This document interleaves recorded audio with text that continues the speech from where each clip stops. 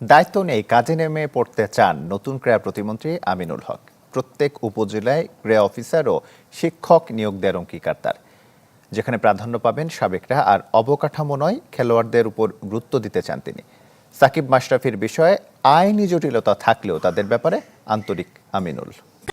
এই সুজন ভাই, thank you ভাইয়া। ওই যে আগামীকাল থেকে আমাদের এই যে ক্রিকেট বোর্ডে যে সিকিউরিটি পারপাসের কারণে যে আমাদের ক্রীড়া সাংবাদিকদেরকে যে ঢুকতে দেওয়া হয় না, এটা উঠে ফেলেন। কালকে থেকে ক্রীড়া সাংবাদিকরা অবাধে যাবে, সুন্দরভাবে কাজ করবে, কোনো রকম যাতে তাদেরকে কেউ বাধা না দেয়। ঠিক আছে? মঙ্গলবার বিকালে পেয়েছেন দায়িত্ব, রাতে গণমাধ্যম কর্মীদের দিয়েছেন সুখবর।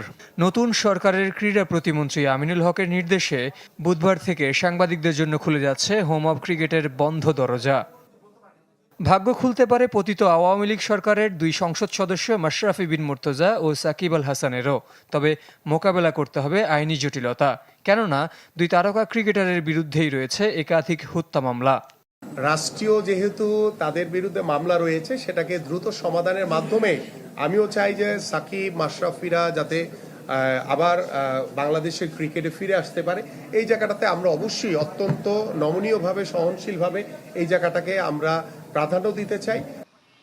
কপাল পুড়তে পারে ক্রিকেট বোর্ডের বর্তমান কমিটির, যাদের বিরুদ্ধে অবৈধ নির্বাচনের অভিযোগ তুলেছিলেন খোদ আমিনুল হক।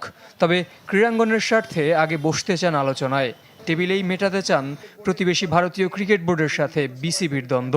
যে অনেক প্রশ্নবিদ্ধ একটি নির্বাচন হয়েছে, বাট যেহেতু এখন একটি দায়িত্বশীল জায়গায় রয়েছি, আমি তাদের সাথে বসে আলোচনার মাধ্যমে কিভাবে এটাকে আমরা উতরিয়ে ভালো একটি পর্যায়ে যেতে পারি। কারণ আপনার আমার সবার উদ্দেশ্য কিন্তু একটাই, সেটা হচ্ছে ভালোর দিকে যাওয়া। আমরা চাই যে আমাদের পার্শ্ববর্তী সকল দেশের সাথে যাতে আমাদের একটি বন্ধুত্বপূর্ণ সম্পর্ক থাকে, সেটা খেলাধুলা থেকে। অবকাঠামোগত উন্নয়নের চেয়ে খেলোয়াড়দের গুরুত্ব দিতে চায় বিএনপি সরকার। ক্রীড়ানুরাগী জাতি গঠনে চতুর্থ শ্রেণী থেকে পাঠ্যক্রমে অন্তর্ভুক্ত করতে চায় খেলাধুলাকে। প্রত্যেকটি উপজেলায় আমরা একজন ক্রীড়া অফিসার নিয়োগ দিব। পাশাপাশি প্রত্যেকটা উপজেলায় আমরা যেহেতু 5টি ইভেন্টকে বাধ্যতামূলক করতে যাচ্ছি, সেখানে প্রত্যেকটি ইভেন্টের জন্য আমরা 3 জন করে ক্রীড়া শিক্ষক নিয়োগ দিব। দ্যাট মিন্স হচ্ছে দায়িত্ব নিয়ে এই ক্রীড়াঙ্গনে দুর্নীতির বিরুদ্ধে জিরো টলারেন্সের ঘোষণা দিয়েছেন নতুন ক্রীড়া প্রতিমন্ত্রী আমিনুল হক। একদম জিরো টলারেন্স দিয়ে দুর্নীতির লাগাম টানবো। জহির সাগর, চ্যানেল 24, ঢাকা।